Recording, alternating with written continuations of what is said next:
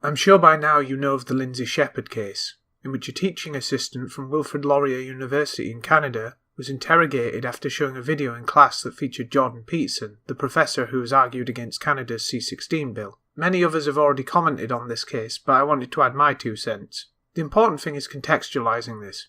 Let's make sure we don't distort definitions in our eagerness to cast a negative light on this case.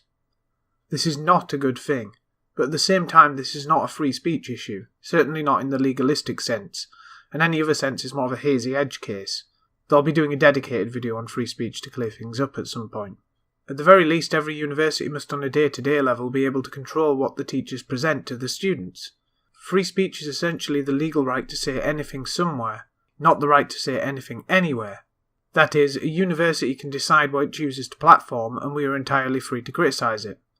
And if it receives public funding or is run by the government, then perhaps through democracy we can have something to say about how that university is run. But in any case, no one has broken the law here in any way.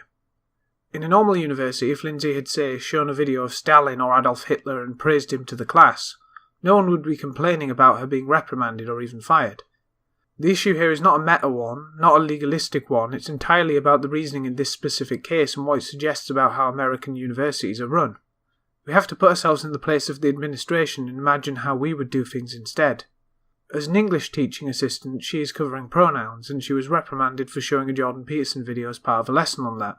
She wanted to neutrally cover the debates going on around gender pronouns because that is part of the evolution of her subject. Yeah. Okay, so we have to teach about grammar, and in the Pearson book there was a section about pronouns and using like gendered language. So I wanted to make it more engaging, so what I did is we were talking about in papers using they as like a singular. And then we were also talking about like his and hers and like how to construct sentences with that. And then to contextualize it, I brought up like a YouTube debate. So a debate with both sides, Jordan Peterson's sides and this fellow named Nicholas Matt, who's also a prof at UT. Okay. And they... Do you have the name of the video? It was from The Agenda with Steve Paikin. Okay. It was like a YouTube debate. It was 1 hour long, but I showed about 5 minutes. Okay.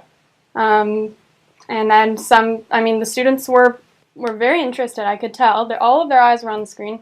And after, when we had a debate, there were people of all opinions. And like from what I could see, it was a very friendly debate. Obviously, this person who had an issue did not express it to me. They just went straight to whoever. I don't really know what happened. So.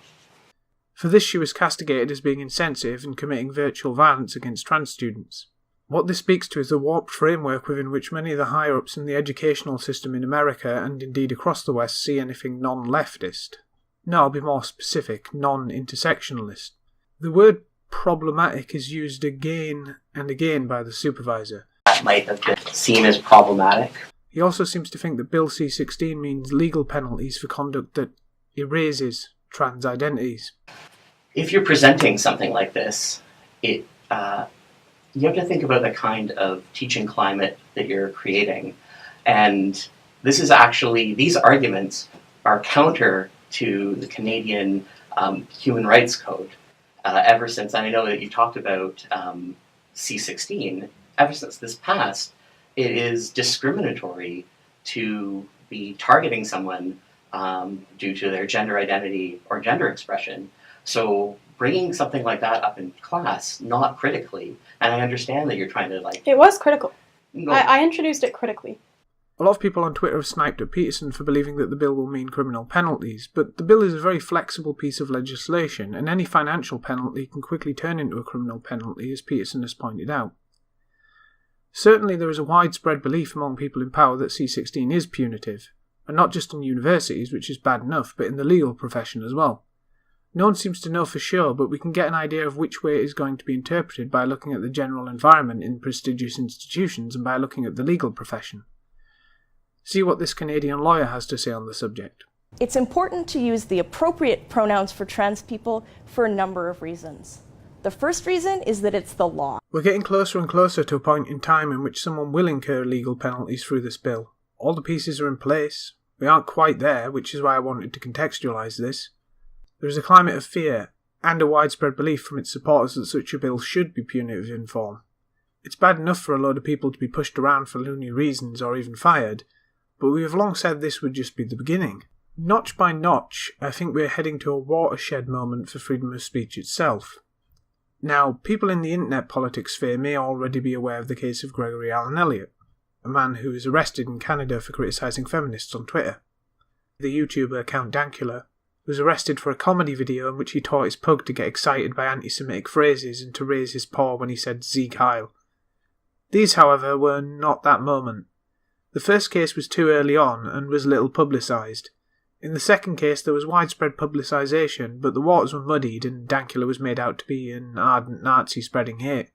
Even though it was a comedy video, and at the time of making it he was still, if I remember correctly, a communist. So none of these moments activated the public, as they involved either fringe things like highly ideological arguments or things relating to Nazism, which are viewed as acceptable breaches of freedom of speech by a large quantity of the public. If alternative pronouns become integrated into our society as they seem to be, and there comes a moment where the law is used punitively in relation to them, then that will represent a breach of freedom of speech that can affect the average person in their lives, and who knows what will count as erasing or denying an identity when the perception is that you can do it inadvertently second-hand by showing a video of someone with that belief.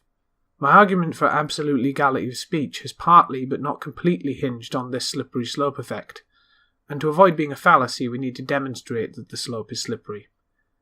People are willing to accept hate speech laws only because they think it will be used to attack actual bad guys, the evil Nazis. But with the general climate now in universities and the legal profession, it seems it's only a matter of time before it starts to be used to attack totally unsuspecting people. That will be the true watershed moment for freedom of speech, where the battle lines will be sharply drawn. I think it's coming in these next few years.